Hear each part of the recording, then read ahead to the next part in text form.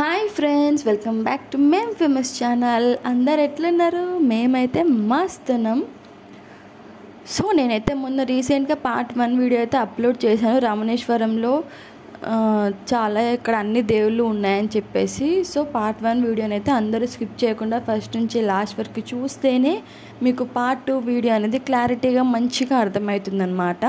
So వీడియోని అయితే ముందు వెళ్ళి పార్ట్ 1 వీడియోని చూసేసేయండి. సో ప్లీజ్ మీకు కనుక నా వీడియోస్ నచ్చినట్టయితే ప్లీజ్ లైక్ చేయండి, షేర్ చేయండి, కామెంట్ చేయండి అండ్ సబ్స్క్రైబ్ కూడా చేయండి. సో ఇది వచ్చేసి పార్ట్ 2 వీడియో. సో ఇంకా లేట్ ఎందుకు, పార్ట్ 2 వీడియోలోకి అయితే వెళ్ళిపోదాం. ఇక్కడ ఏంటంటే 1500కు పైగా శివలింగాలు ఉన్నాయన్నమాట ఈ గుడిలో, రామేశ్వరం గుడిలో. సో నేను మొన్న పార్ట్ 1 వీడియోలో ఏం చూపించాను, అన్ని అమ్మవాళ్ళు అన్ని దేవుళ్ళు ఒకే హాల్లో మొత్తం ఉన్నాయి కదా, అవన్నీ వచ్చేసి రైట్ సైడ్లో ఉన్నాయన్నమాట. మనం గుడికి రాగానే ఎంట్రన్స్లో రైట్ సైడ్లో ఉంటాయి. నెక్స్ట్ ఈ లింగాలన్నీ వచ్చేసి ఏంటంటే లెఫ్ట్ సైడ్లో ఉన్నాయన్నమాట. ఇవి ఏంటంటే చిన్న చిన్న ఇట్లా హాల్ అనేం లేదు. ఇక్కడ పైన ముందు ఏంటంటే ఇట్లా సిల్వర్వి గేట్స్లా ఉంటాయి కదా, సో అట్లా గేట్స్లా ముంగట కట్టేశారనమాట మొత్తం లోపలికి వెళ్ళకుండా. మేబీ అవి శివరాత్రికి అయితే అన్నీ ఓపెన్ చేస్తారు, ఎందుకంటే డైలీ అభిషేకాలు జరుగుతూ ఉంటాయంట. బట్ మేము వెళ్ళిన రోజు ఏంటంటే మధ్యాహ్నం వెళ్ళినాం కాబట్టి ఇంకా ఆ రోజు అయితే ఏం ఓపెన్ చేయలేరు.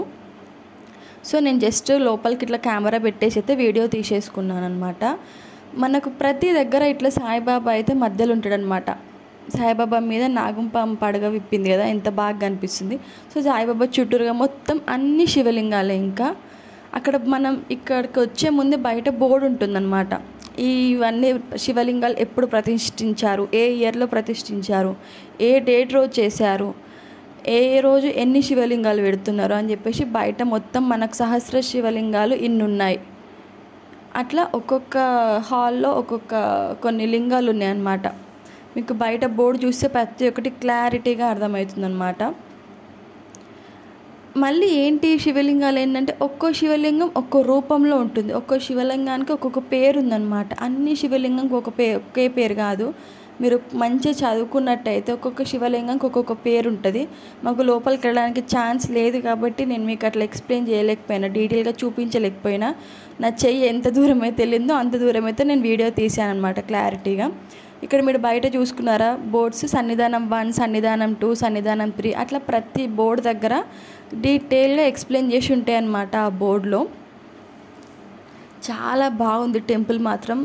మనకు 1500 పైగా శివలింగాలు అంటే అసలు మామూలు విషయం కాదు. ప్రపంచంలో ఎక్కడ కూడా లేవన్నమాట ఇన్ని శివలింగాలు ఒకే రూపంలో కాకుండా ఒక్కొక్క శివలింగం ఒక్కొక్క రూపంలో ఉందన్నమాట, ఒక్కొక్క షేప్లో ఉందన్నమాట.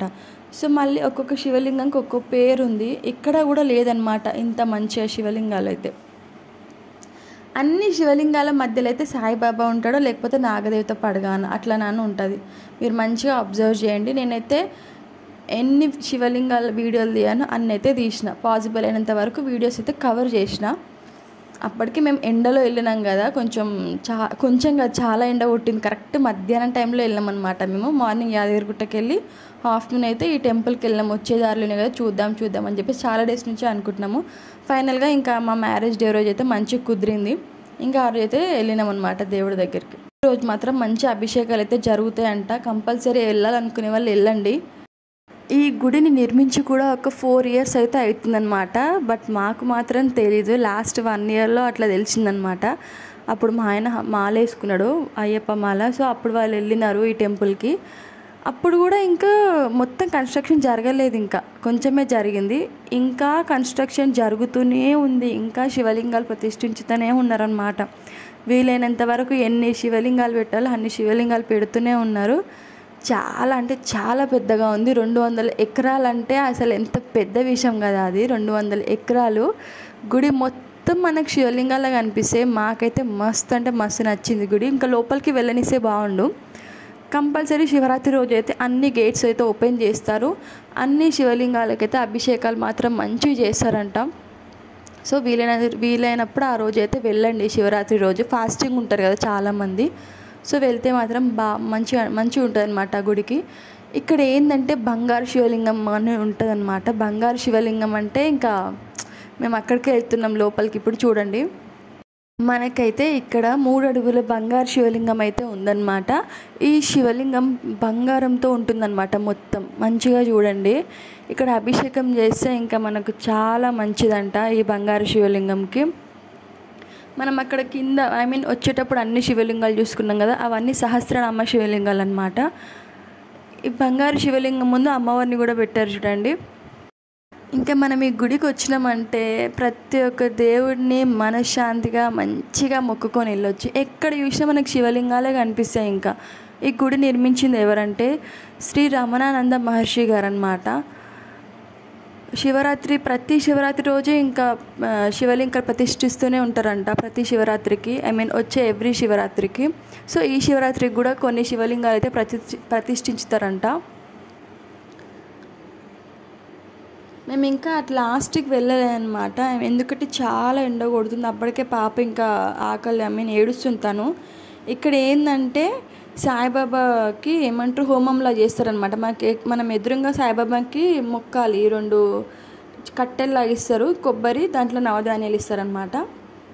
సో మనం అనుకున్న కోరికను మంచిగా నెరవేరుతుందంట. ఇట్లా మొక్కి దాంట్లో వేయాలన్నమాట. ఇవి మనం 11, 15, 27 ఎన్నైనా మన ఇష్టం ఉన్న ప్రదక్షిణాలు చేసి దాంట్లో వేయాలన్నమాట హోమంలో. అక్కడైతే సాయిబాబాకి చూసుకుంటూ మన కోరికని మనం మొక్కుకోవాలి. మన మనసులో మొక్కుకొని ఇంకా మనం ఎన్ని ప్రదక్షిణాలు చేస్తామో అన్ని ప్రదక్షిణలు మనకు నచ్చిన ప్రదక్షిణాలు చేసి లాస్ట్లో అయితే దాంట్లో వేసేయాలి. ముందైతే ఒక్క ప్రదక్షిణం చేసిన తర్వాత ఆ 2 కట్టెల్ని మంచిగా మొక్కుకొని అయితే దాంట్లో వేయాలన్నమాట.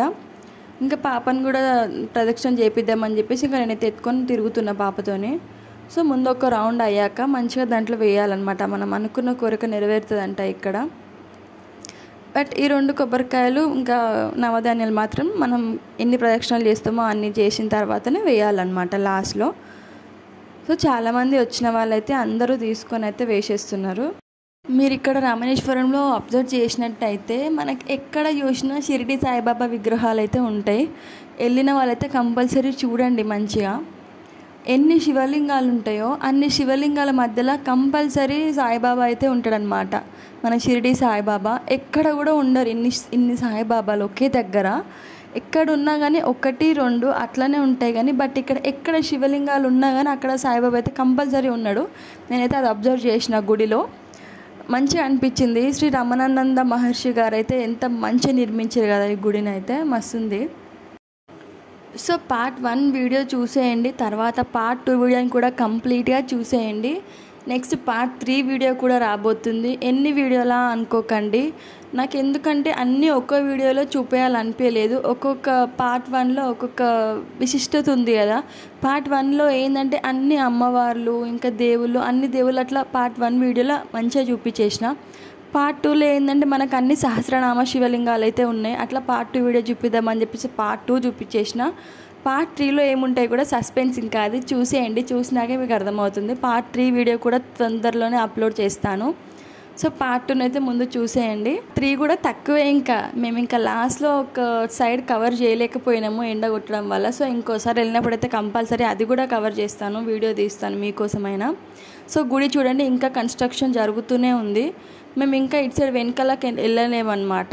ప్లీజ్ మీకు కనుక నా వీడియోస్ నచ్చినట్టయితే లైక్ చేయండి, షేర్ చేయండి, కామెంట్ చేయండి అండ్ సబ్స్క్రైబ్ కూడా చేయండి. Wait for part 3 video. Thank you for watching.